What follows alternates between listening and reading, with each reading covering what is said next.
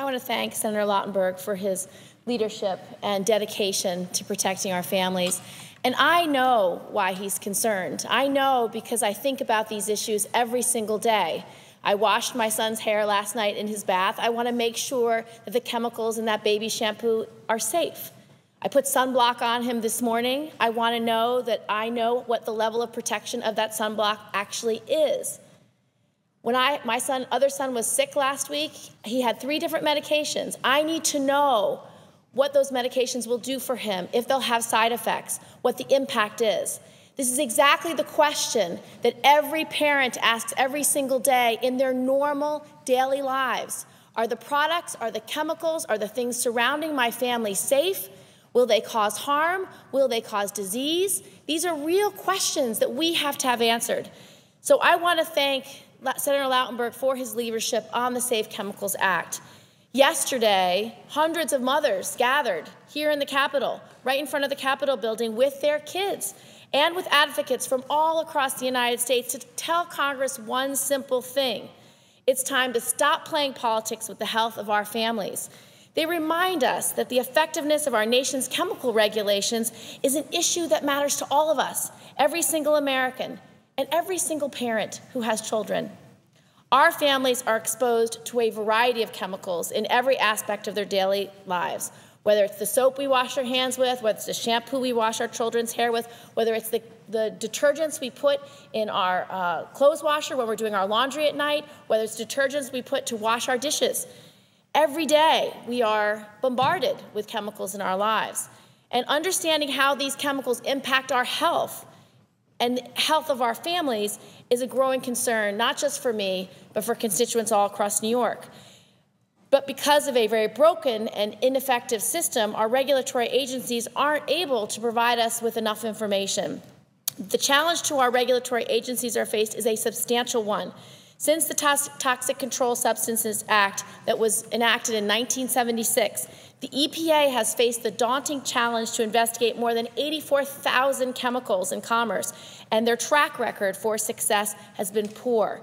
Of the tens of thousands of chemicals in the marketplace, only 200 have been identified for further investigations, and only 5 have been regulated.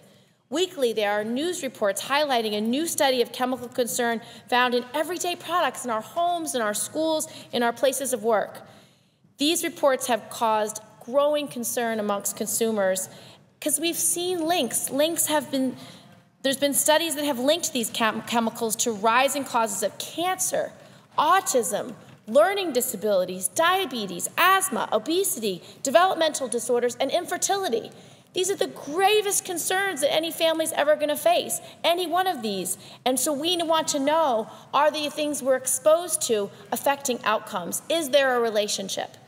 As a mother of young children who are most vulnerable to chemical exposure, I'm particularly concerned about what chemicals affect them, their well-being, and their development. One story, Mira Brower, a young girl from Ithaca, died at the age of 4 because of the complications of her brain cancer treatment. Faced with the loss of her daughter, her mother, Christina, founded Mira's movement to make sure that she could raise awareness about pediatric cancers and to serve as a resource for families facing their own battles with these diseases.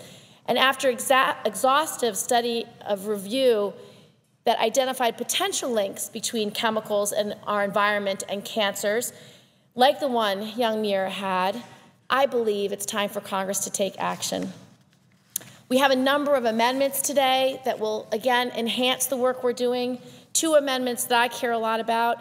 One is very simple, just making sure that parents have as much information as possible when there are disclosures that accompany medicine, so you know what all of the impacts could be of that medication. I know that most of my colleagues, and certainly most consumers, didn't realize that the leaflets that come with our prescriptions isn't regulated by anyone, and it's usually just written by a contractor. In 1995, the FDA recommended standards to improve the information provided to patients, but by 2008, only about 75% of information patients were receiving met the standards for usefulness.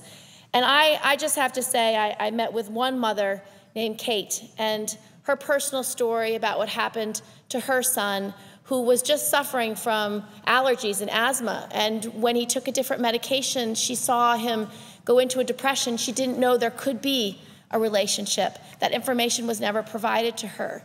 But the pain and loss that she goes through every single day, remembering her son, has really encouraged her to be an advocate for reform, to make sure that every parent has basic information that has some level of accountability so that they know what the implications of all medicines can be.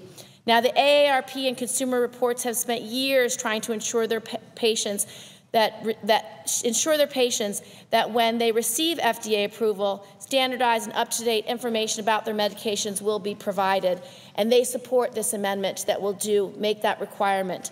Consumers basically have a fundamental right to know the risks associated with their prescription medications, and my amendment would give them this knowledge. And then last, and quite simply, we use sunscreen every day. My family, my kids, they have very fair skin. I want to know that the label on that sunscreen is accurate.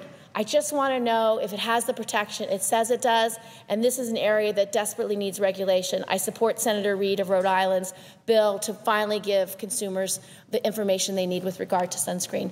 So thank you, Mr. President, for this opportunity. All America's families basically just have a right to know, are these things safe?